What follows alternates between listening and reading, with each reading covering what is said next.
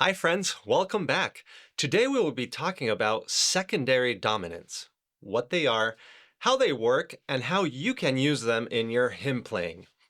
Secondary dominants are mainly used to enrich the sound, the harmonies that we listen to and play when playing a hymn, for example, in this case, like we'll discuss and go through in this video. So if we have secondary dominants, that means that there is a primary dominant. Now, the primary dominant of any key is the fifth. We've discussed this in another video, but secondary dominants are fifths of another chord that is not the tonic or the first chord of the key we are playing in. The reason we use these is to add more layers of sound, tension, colors to our playing. For example, in many hymns that we can find in the hymnal, a lot of songs are composed using only the three primary chords, which are the tonic, the first one, the subdominant, which is the fourth of the key, and the dominant, which is the fifth of the key. So for example, in the hymn, My Jesus, I Love Thee, we can play the first part of the hymn, the tune, with the three primary chords that are written in most hymnals. And it will go like this. We are in F major, so F major is the tonic. And now we go to the subdominant, which is B flat, back to the tonic. And now we go to the dominant seventh, which is C major with that added seventh B flat. And we go back to the tonic, F major. So the primary dominant chord in this key is C major, because that is the fifth of F major. Now, remember, to find the fifth, you just have to walk up from the home key you're in. So C is that fifth. Now, say you want to play another chord from F major. Now, a good review for you to do is play every note of the scale of F in this case, and play that triad. So F is F major, and we walk up to G.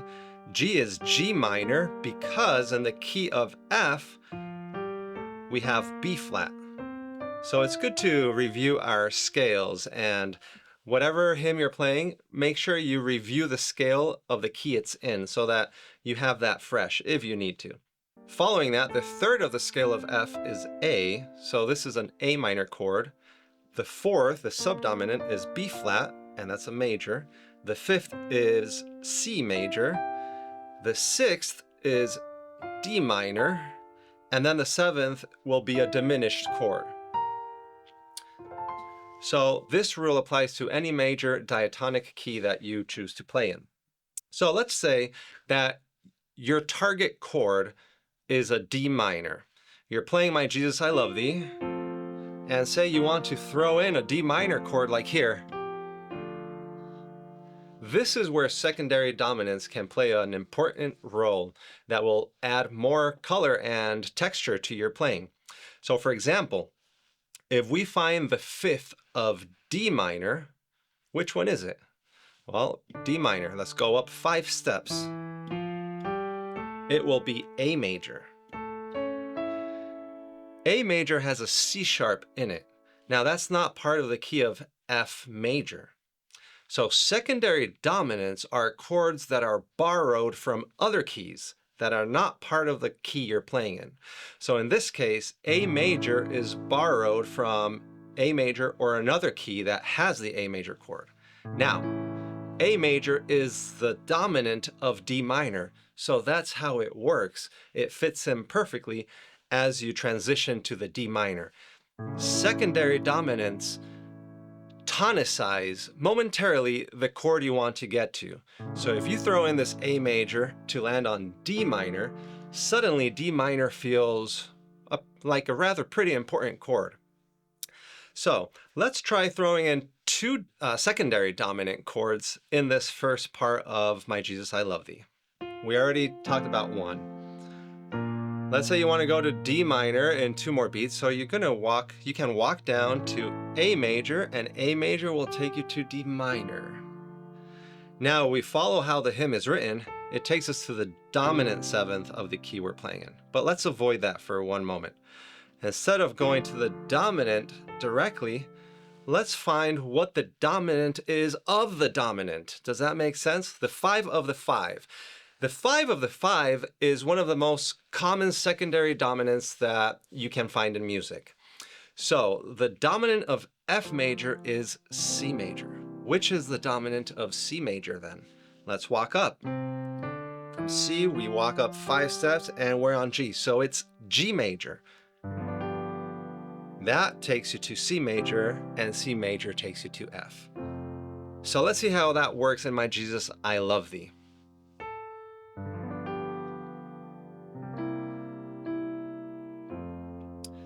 Simple as that. Another purpose of secondary dominance is to add chromaticism to your playing.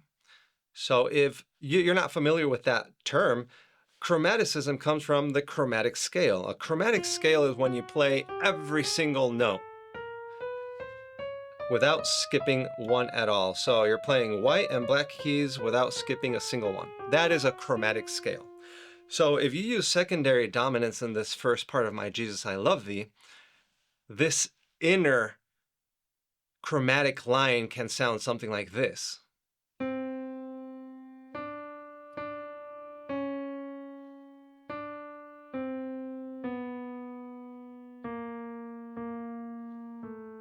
Let's see how that fits in with everything else.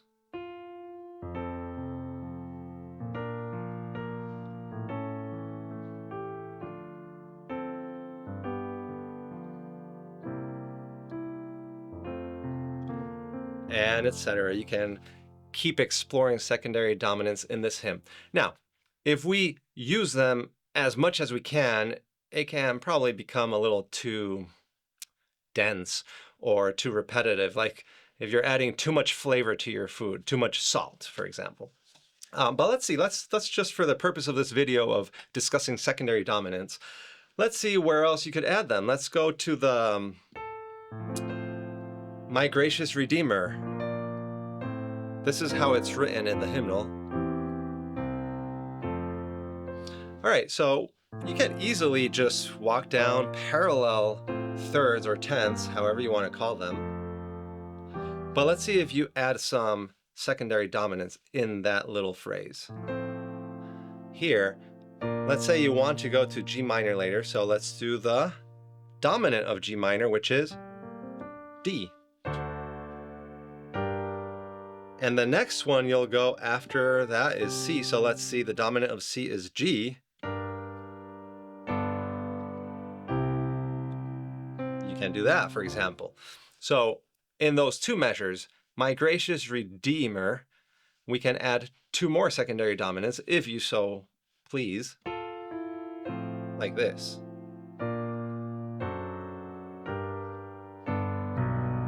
And you can walk up and do something. You can play a different inversion. So that means with your bass note, it doesn't have to be on the root of the chord. So if it's on the root of the chord, it would be like this. The D major into the G minor, and then G major into the C major. Now you can play different inversions like this. Go to the F sharp of D major, and now go to the B of G major, and you walk up to the C like that. All right, let's look at another hymn so that you can apply this technique in a different hymn as well. By the way, don't forget to download a free PDF on secondary dominance and how you can use them in different hymns. That will be in a link in the description below. Our next hymn, Abide With Me. This song is in the key of E flat major. And let's just play half of the song and see where a secondary dominant can be, or that it's written in this case in the hymnal.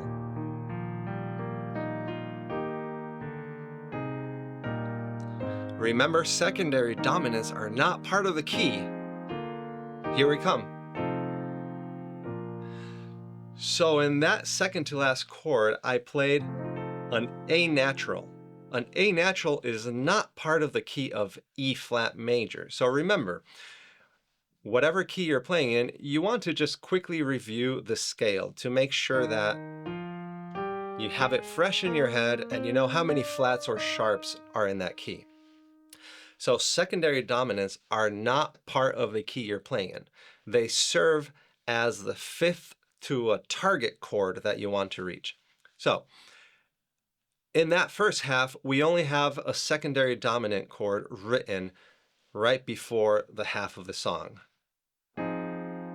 which is actually F major 7th, and that one takes us to B flat major. Let's start again at the beginning and see where else we could add a secondary dominant if we wanted to. E flat major. This is G minor. Oh wait, but where are we going to here? We're going to C minor on the next measure. So how about we throw in a secondary dominant before C minor? What is the secondary dominant of C minor? Let's walk up. It's G.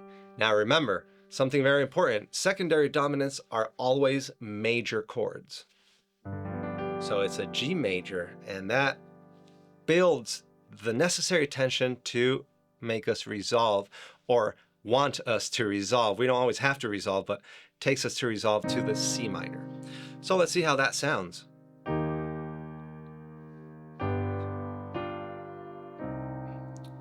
You can do it that way, or you can add that secondary dominant on the fourth beat of the first measure, which is the beat right before C minor, like this. And you can walk up the bass.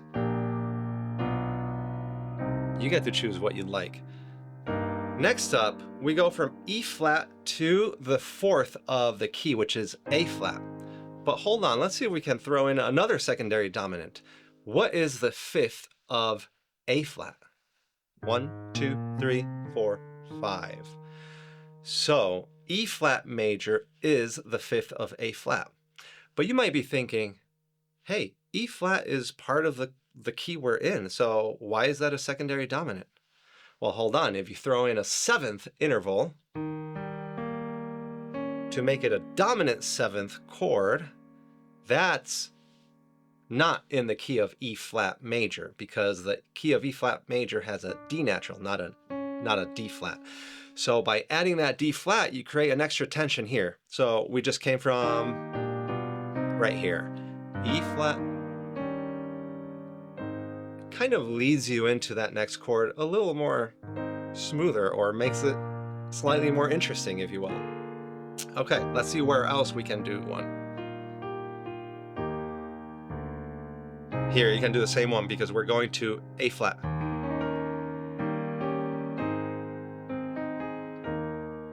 Okay, so right here, we're going to F minor. If we wanted to, we could add a secondary dominant to right there. What is the secondary dominant of F minor? Let's explore. Walk up 5 steps and it takes us to C. Now remember, it has to be a major chord, so C major. Let's see if that fits.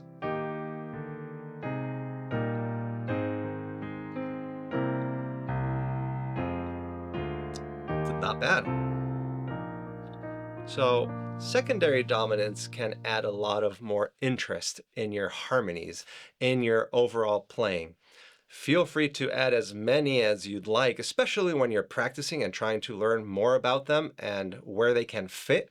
You have to use your ear as well, because you don't want to overdo them and you don't want to place them somewhere where it won't make that much sense. But this is, I think, something that can be very beneficial to your playing, which will make it sound more professional, advanced, especially when you're playing hymns that are composed with only the 3 primary chords of that first, fourth, and fifth chords.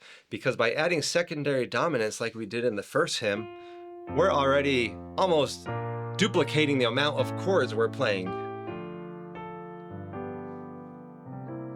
and so forth. Feel free to try this on different hymns. I look forward to hearing a comment from you if you found this interesting, and on what hymns you've been able to explore this, or which hymns you've enjoyed adding secondary dominants the most. Thank you so much for watching to the end. Please subscribe to this channel if you have found this material helpful and you would like more videos to come. Hit the like button, share with friends, but above all, remember who we're playing music for, and it's for God's glory. May you have a great day. Bye bye.